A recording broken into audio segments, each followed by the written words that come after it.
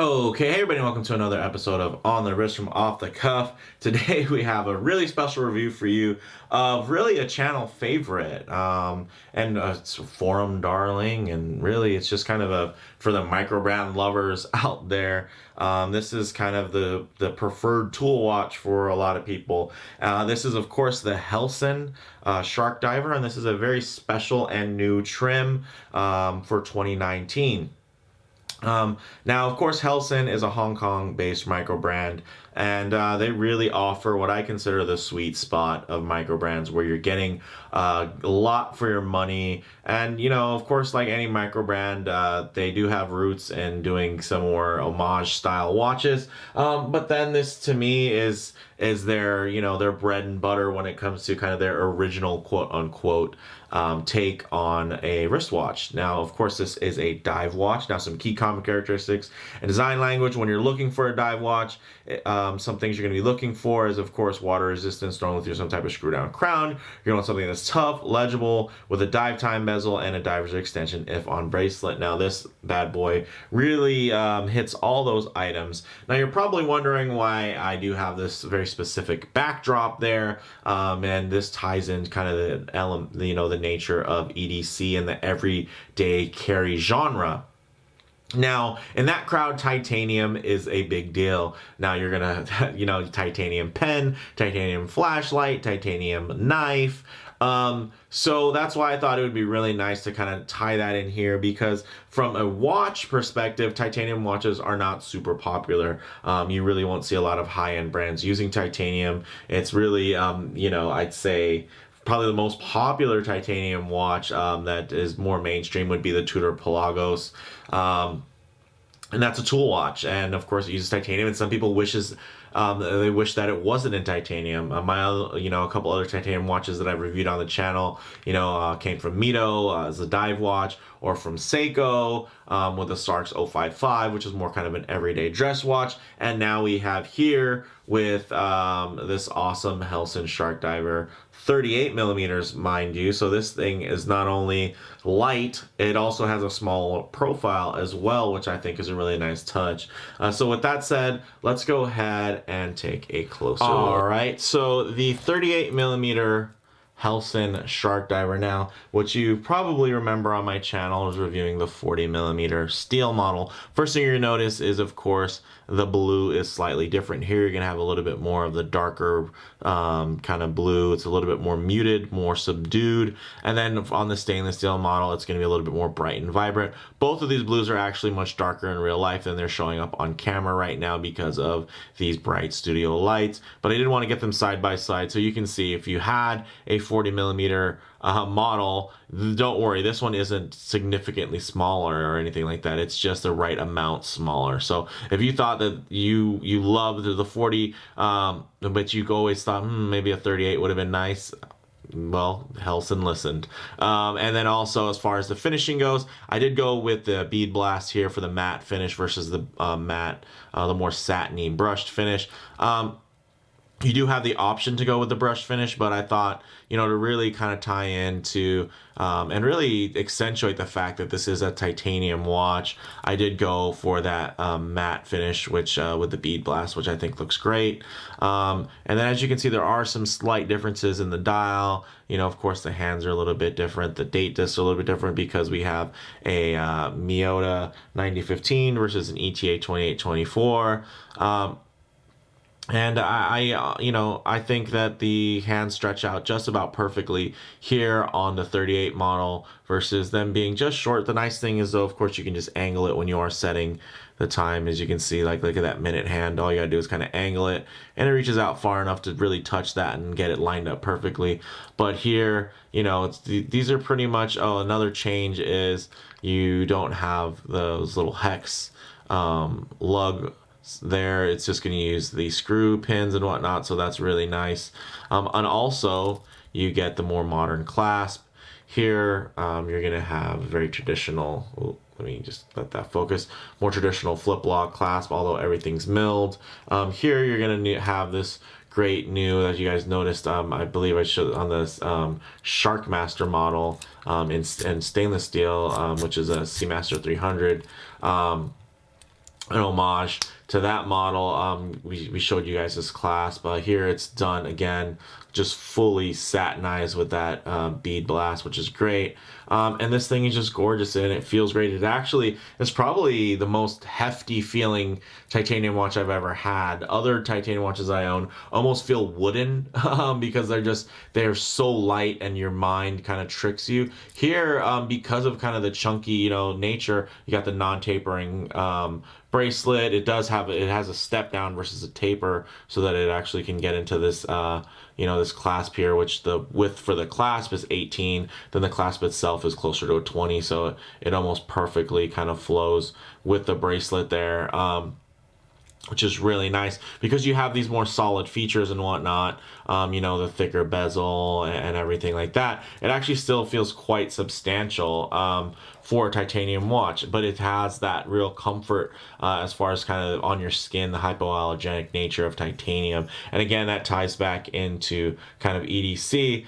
Titanium is kind of the premium thing, right? You can have a steel knife, or as I say, the handle being steel, the blades are all going to be steel. But as far as handle wise, if you go with a steel handled knife, it's going to be super heavy. You go with a steel, steel flashlight, it's going to be a lot heavier than the titanium model. A steel pen is going to be much heavier than the titanium variant. Here, it's definitely lighter, but it still feels very significant and it's really nice. And, it's one of those things people don't really think of titanium, funny enough, as a premium material for wristwatches.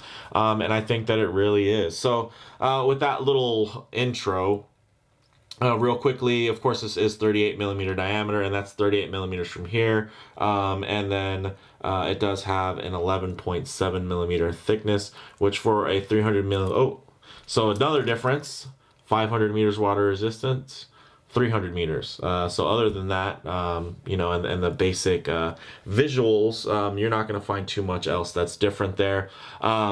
Still the great, the look with the crown guards. Some people like it, some people don't. I think it flows. What are the other options? Everything else has these great kind of angles, very angular, and really kind of suits that EDC vibe.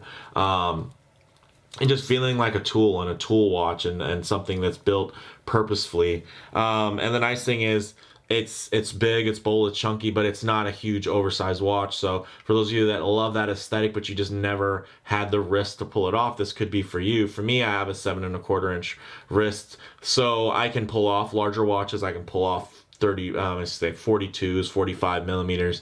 I've worn 47s, 48s. But this right here is just, it hits such an awesome sweet spot on the wrist, and I'm really looking forward to getting it in the wrist shots. The crystal is 2.2 millimeters thick. It's a flat sapphire with inner AR coating. The bezel is unidirectional, and there we go. Just takes a little while to get it going. And honestly, I'd say the action isn't quite as dialed in feeling as, well, actually, I want you guys to hear it, so let me shut my mouth.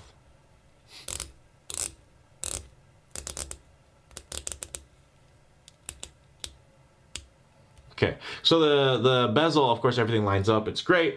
I wouldn't say that it's as dialed in feeling as the stainless steel model. I think some of it has to do with the size. Some of it has to do with the fact that it is titanium versus steel. So it is gonna, it's a lighter material. It's not gonna have the same kind of solid thud feeling to it that you're gonna get. It doesn't feel like aluminum, doesn't feel hollow or anything like that. But it's definitely, I'd say for the action wise, it's not gonna quite be as dialed in as the steel model. But definitely does a job, and it's 120 clicks, so it's definitely going to do what it needs to do. And for those of you that aren't going to use it for timing anything, you never have to worry about it because you can just leave it right there set at 12, where most people will always leave their dive time bezels and then just never touch it again, unless they're timing something, just random. So really great from that standpoint. Solid end links, all that as you would expect. Solid links, screw in. You do have basically drilled lugs, screw-in lugs at that, which is great. Everything just feels really great and cohesive on here. It's flat, you know, in the coloring, but because of the contours, because of the chamfers, there, the bevels, it plays with the light really nice. So not every watch design can pull off a fully blasted case and bracelet, but this one does. And a lot of it has to do with those design elements and design choices that help this thing still play with the light, even when there's, you know, really not any reflective surfaces on there. The thing I really like is the cohesive design, because you do have, you know, those matte satin elements as far as the dial goes, and the hands and everything. There's nothing that's polished on this, so it's really nice. I just love the execution there. The lug to lug is 46 millimeters, so this thing is going to wear just like a dream on most wrists. And then of course they turn down, so it's going to, you know, hug the wrist really, really well. Everything is milled, as you can see, and as you would expect. So really nice. Does the job there. Doesn't pull back out unless you pull the triggers.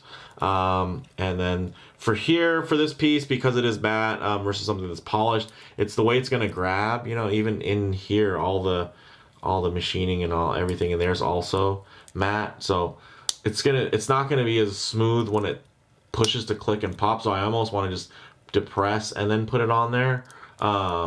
But yeah, I mean, that's just a little quirk that I noticed. And then of course it is titanium, so when it makes the thud, again, not quite of a solid, reassuring thud because it's titanium, but I want you guys to see the titanium again. Premium material versus, I think a lot of times people will wish that something, you know, like the Pelagos, probably the biggest request is they should do a steel version of it, you know, so it's just one of those things. So I just thought it was worth mentioning.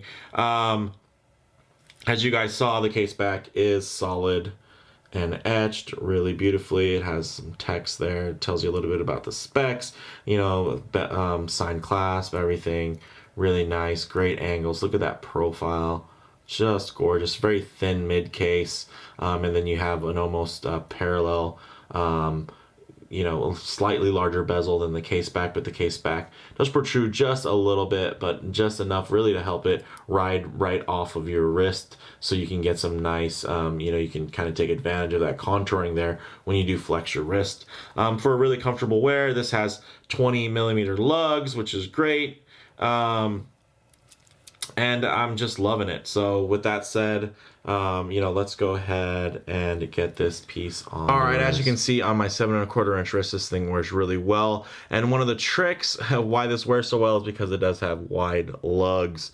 So I think that's where you really get those proportions just about perfect. I mean, up close, of course, it's going to look a little bit bigger and whatnot, but this case of where the dial and then the thickness of that bezel insert and everything, which of course matches just about perfectly to that dial, which is really great.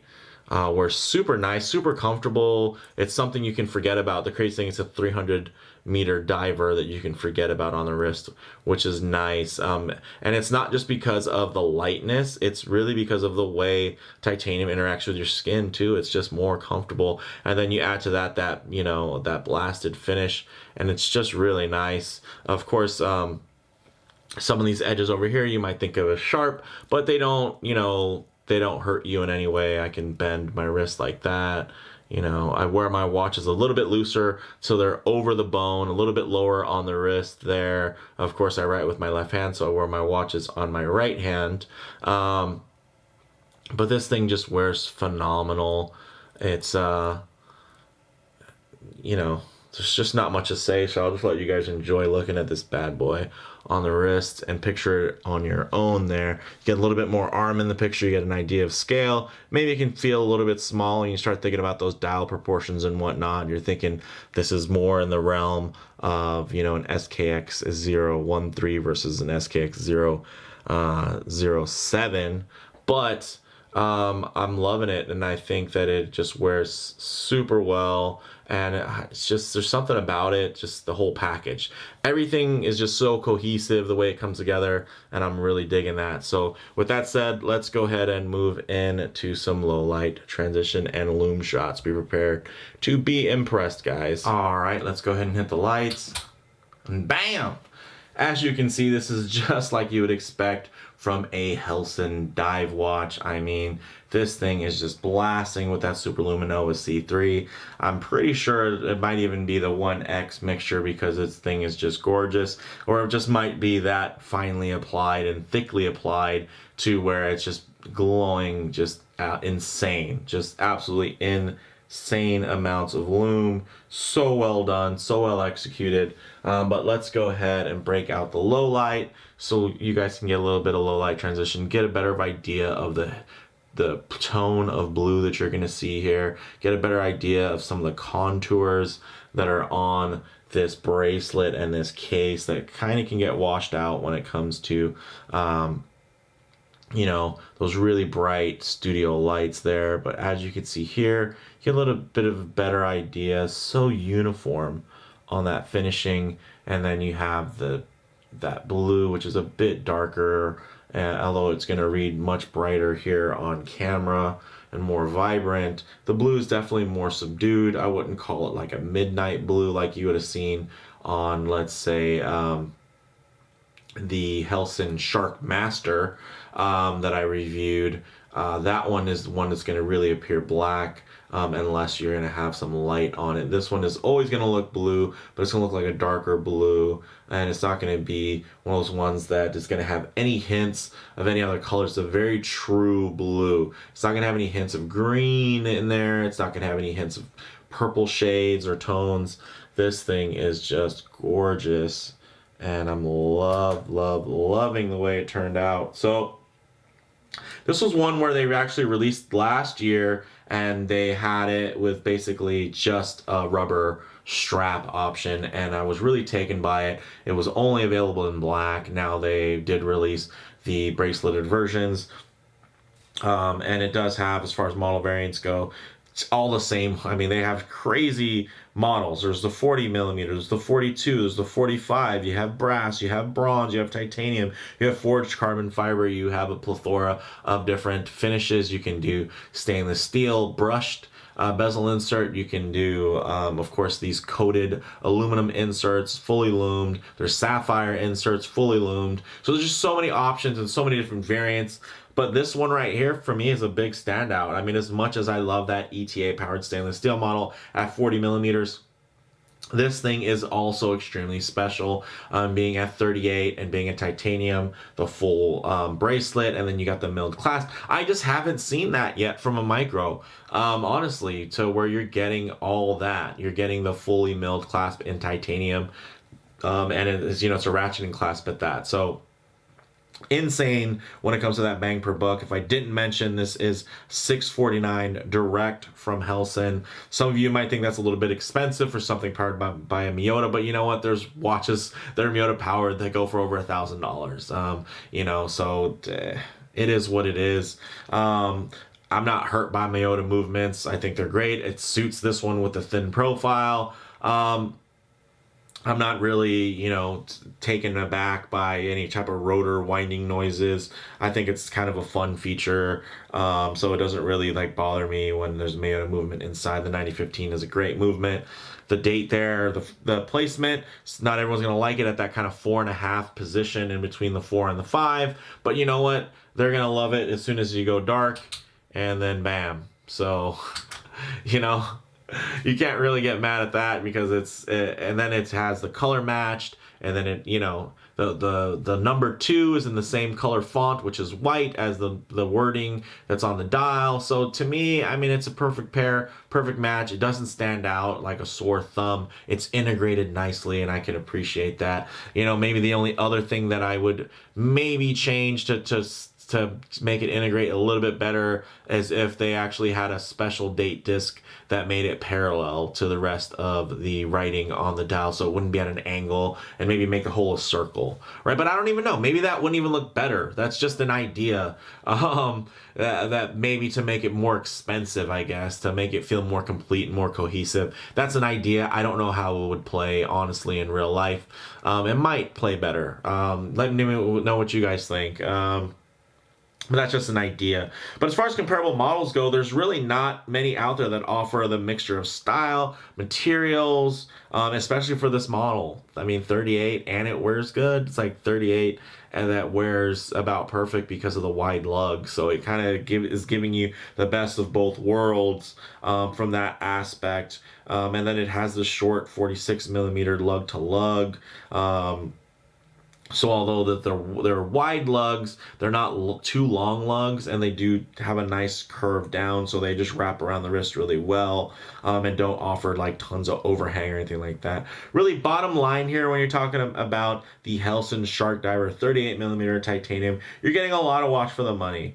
You know, and it's really one of the most wearable titanium divers on the market, and you know, I gotta stand by that. I mean, I try to compare this to other things that are out there, and you're just not. If you love titanium, you know, if you're all about EDC and you have a titanium everything, but you haven't able to find a titanium watch that you can stand up, you know, next to your $400 Chris Reeve Sebenza, well, you found something. I think this thing just would complements it so well. Yeah, I'm kind of wishing I would have thrown my Sebenza in this video too.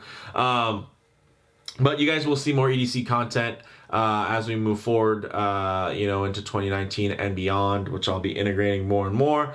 But you know what? In the meantime, let me know what you guys think in the comments below. If you liked the video, please do it like, and if you haven't already, please subscribe for more content just like this. Thanks, guys.